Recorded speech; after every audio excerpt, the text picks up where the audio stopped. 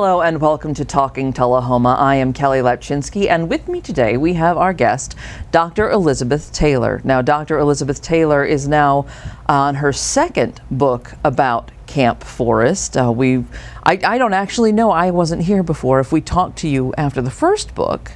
So you've been here before. Yes, I have. Okay. Thank you. Thank you for having me back. No problem. So Images of America, Camp Forrest was the first book. Yes. This one is Voices of Camp Forrest. Tell us a little bit about what the first book covered and how this continues the theme.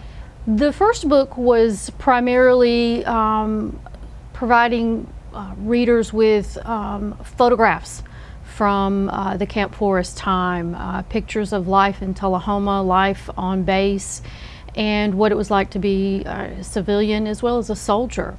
This one, Chronicles, it gives you the stories from the people who were here, the soldiers that trained at Camp Forrest, the civilians that worked there, as well as individuals who were children at the time, what they saw, what they remembered from that era. Okay, now how did they know to contact you to tell you their stories? From the first book, I've got such a wonderful response. Individuals provided me with stories and their memories, and Dr. Michael Bradley, who's since retired from Motlow Community College, did a lot of collecting oral histories in the mid-'80s, and so I was able to obtain those audio recordings from those individuals. Oh, wow. And so although they've since passed, we're still able to record and provide their outlook on that history. You know, that's really interesting to me, because one of the things, I used to work as a reporter for the newspaper in town, and one of the things that becomes very, very clear about that generation is that maybe getting the history from their children or the ones who grew up might be a little bit easier, but that generation really doesn't talk about the war much. They do not, and so you have to really listen and delve into and ask questions to find out what it was like to be there. So listening to those hundreds of stories, you're able to start piecing together facts and kind of what life was like. You get one piece of history from one person that helps you kind of decipher and understand other pieces from other people. So it was. They remember it, but as far as a lot of details. So help us piece that together now with the two books.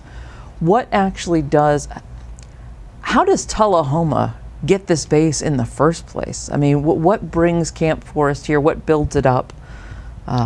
Tullahoma has a long, wonderful military history, starting from the Civil War to World War I, and it started out with Camp P. It was a state National Guard facility, and then as our city leaders started to realize, and as well as Governor Cooper at the time, that World War II was imminent and would most likely happen, they started petitioning the federal government that we have this facility, we can expand it. And so they eventually convinced the federal government to locate this enormous training and induction facility, and eventually a POW facility here. And that's got to be another fascinating. Do people get into that in the book as well when it turns into POW, or does it really kind of stay with training and induction? It is across the board, from training to induction to working there. Every job imaginable. Camp Forrest was its own city. It was, I believe at the time, the 5th largest city in Tennessee at the time. Wow. Everything that Tullahoma had, Camp Forrest also had that. It had its own electrical facility, water, sewage, and things like that. So yes, and we do, because a lot of people worked there when it was a POW facility. So we have memories from their family members. We have artifacts as well in the book that kind of document what it was like being around POWs, especially the German POWs. While there were some Italian and a few Japanese, it was primarily German POWs. And it's a stark contrast from what we hear and what we see of the German military in Germany, and the harsh reality that they subjected our service members to. The people that were detained here were glad not to be at war. And so we were able to find out that a lot of these POWs made long-lasting friends with residents here. Wow, okay. And so there's a lot of generations still in Tullahoma, likely, that came in because of that camp. I mean, what was the population? Right around 20,000 people at the time, or?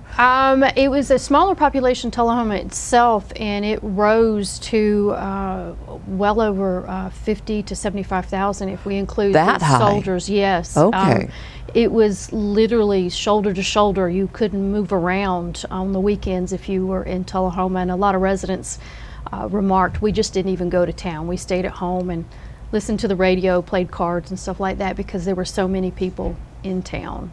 Okay, now you mentioned it started as Camp P, and I'm assuming that's P-E-A-Y, Austin P. Correct, after former governor, yes. Okay. Where is the transition there? Where does it go from being Camp P? We petition, we say we've got this facility. How does it change names? It was the federal government changed it. It was at a suggestion of a couple of military leaders, and it just stuck from there. Okay. Okay, and now how long was Camp Forrest a part of town? I moved to town in 1980, and I think somewhere around Northern Field. Now that, in my mind, is roughly where Camp Forrest also was. Are Northern Field and Camp Forrest related? They are related. In area? They are, well, Camp Forrest was over 85 acres, and Camp Forrest is now a small footprint of the larger AEDC complex. And Northern Field was a part of Camp Forrest, but it was sort of the air training, maybe. The air training portion of Okay. it. It was a much bigger footprint Okay. back from that. And I suppose that there's a natural evolution there from Camp Forrest and to AEDC, but it is one of those things historically in town. If you didn't grow up here, you might not have made these connections. You wouldn't have, because Camp Forrest was actually decommissioned soon after the war in 1946, and everything lock, stock, and barrel was sold off at surplus. Even the sewage manhole covers were sold off. There were few things that were left there. City leaders, state senators petitioned the federal government when it was considering a complex such as AEDC, because it was, as the war ended, we as a nation realized, you know, we have to further these aspects of our military, our understanding of jet propulsion, and a lot of the things that AED tests and does. And so because of the natural barriers, the area was selected, and that was even a big deal. Truman came to dedicate the site, and so Right. Yeah. Okay, well, one of the things I'd like to talk about today, and we'll get back to this after the next break, I would love to hear about which images really struck you and which stories really struck you while you were doing your research and while you were putting the book together. And I think we'll come back and talk about those things right after this. wonderful. Thank you. It's time again to deck the halls and win some jingle as the Tullahoma Utilities Authority hosts its annual Light Up the Season Holiday Lighting Contest. 4 winners will be announced, and if you have the best home display in your part of the city, you could win $100. To enter or to nominate your favorite home, call 571-7186 by December 10th. Then leave your lights on for the judges on December 13th and 14th. The TUA Holiday Lighting Contest. Call us today, 571-7186. This is your internet service at 10 meg speeds.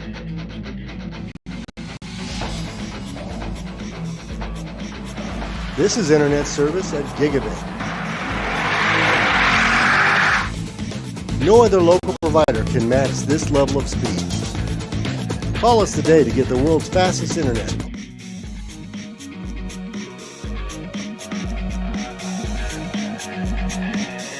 Does your family love to stream movies and use multiple Wi-Fi enabled devices? But are you finding out that your run-of-the-mill router simply can't keep up?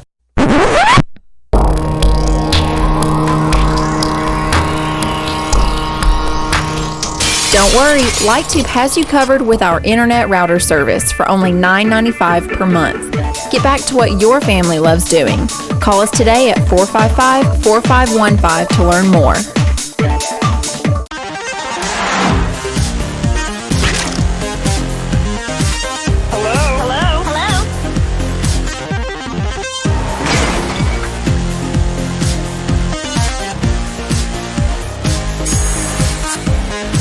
You want to dance? Check out Stingray Music on TV. Now available, the new Stingray Music mobile app, free with your TV subscription. Stingray Music, all good vibes. Welcome back to Talkin Tullahoma. I'm Kelly Lapczynski. Once again, my guest today is Dr. Elizabeth Taylor, the author of 2 books about Camp Forrest. And we've been talking about both books. But starting with the first one, which was Images of Camp Forrest, I was really intrigued to know which images stuck out most to you. Which are the most telling photographs that you uncovered during your research? That's very difficult because there are so many photos, so many stories, and you know, the old saying is true, each image is 1,000 words. Whether it's, you know, everyday life of what it was like to be a soldier at that point in time, from the attack on Pearl Harbor, that everyone wanted to become involved in some fashion. We can see the training these soldiers went through, and it was a very intense time. One of the aspects of the Tullahoma area that made this perfect for a base was because it mirrored the terrain and geography of the European front. So getting to see them train, and then reading and listening to the stories of the Normandy invasion, from the Rangers going up the cliffs and things like that, it really puts it in perspective how important this base was to the overall, you know, war. Okay. So what was it like to be a soldier? How many personal accounts do you come up against? Do they give you sort of a day-to-day away from training, a sort of we get to smoke our cigarettes and drink our Coca-Cola aspect? Are there any of those stories that come up? There's lots of stories like that, lots of human interest that puts it in perspective that, you know, it's not just the war and the guns and things like that that we see in the documentaries. We get to see these people swimming, you know, having a good time, whether they go to Chattanooga or to Nashville to see the sights on their days off, if you will, their leave. It's that human interest part of it. You know, riding home, which was a big aspect of World War II. Right. Going to the PX or going to the stores in town to buy gifts and ship home. There's lots of stories like that. Was there any one particular story that like the image that stuck out to you? Is there a story that really spoke to you?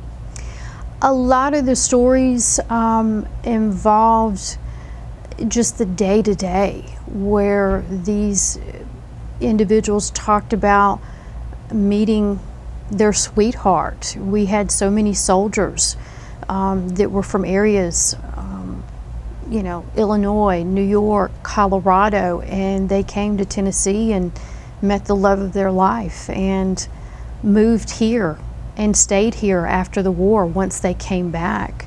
There's a number of stories like that. I loved hearing the stories of the civilians who worked there, who may have never had an opportunity like that before. The young girls who left the farms and went to work at Camp Forrest and got to have experiences like that were very moving. Okay. Now, one thing we haven't mentioned yet is that you actually didn't grow up here in Tullahoma. These stories were so interesting and intriguing to you that you went back to school, you've written 2 books. How did you get into researching Camp Forrest?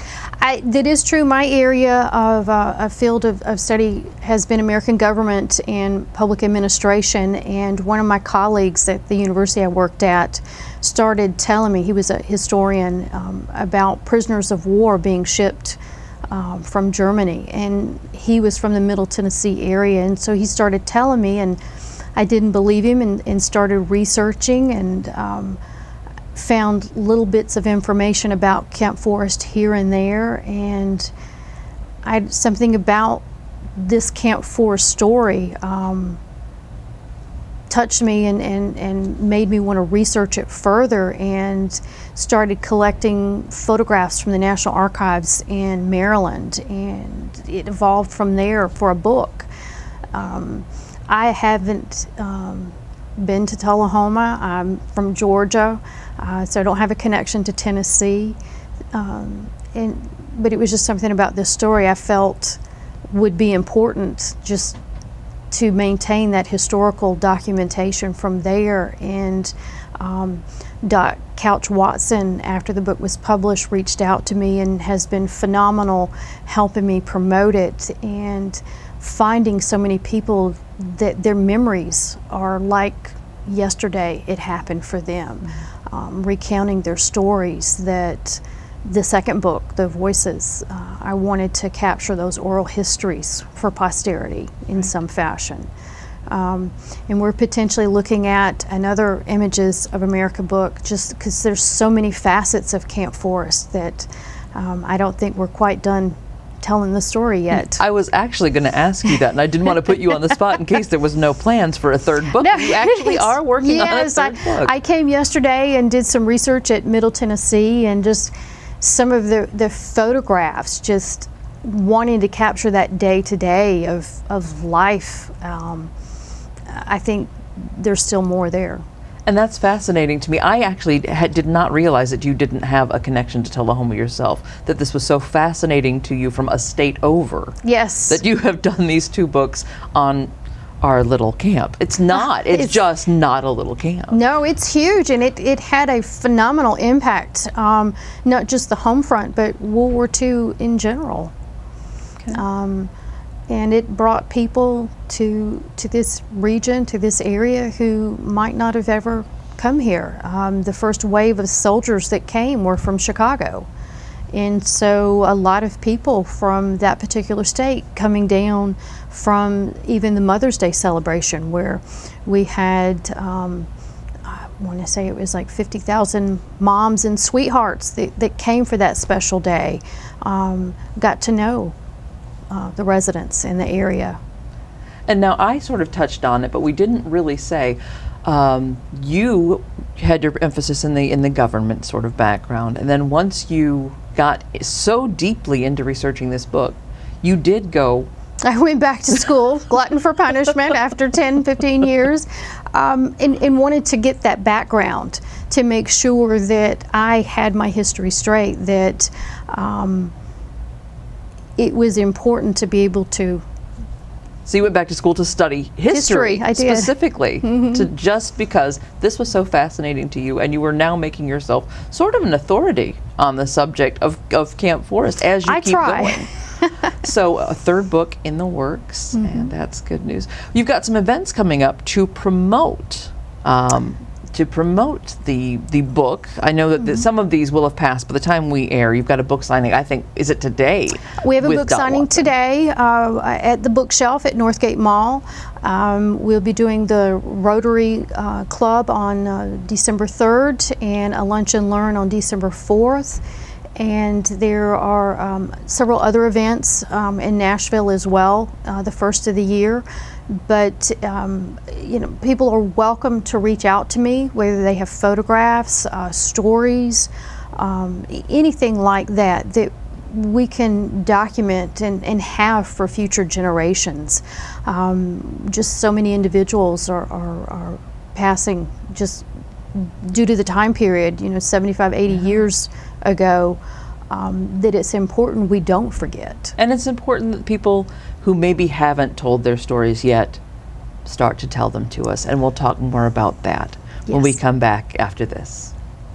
Does your family love to stream movies and use multiple Wi-Fi enabled devices? But are you finding out that your run-of-the-mill router simply can't keep up?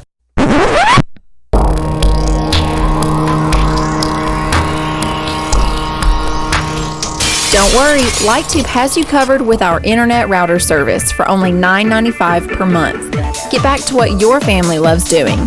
Call us today at 455-4515 to learn more.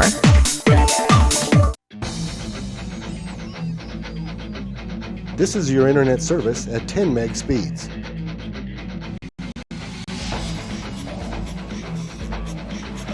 This is internet service at gigabit. No other local provider can match this level of speed. Call us today to get the world's fastest internet.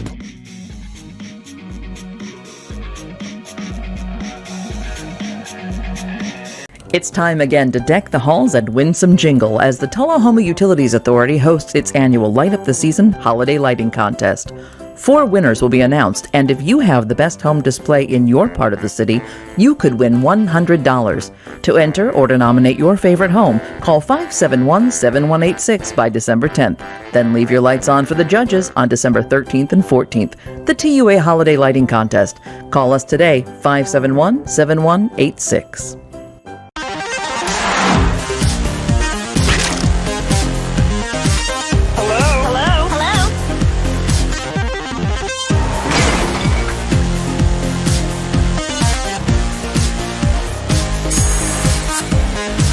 You wanna dance?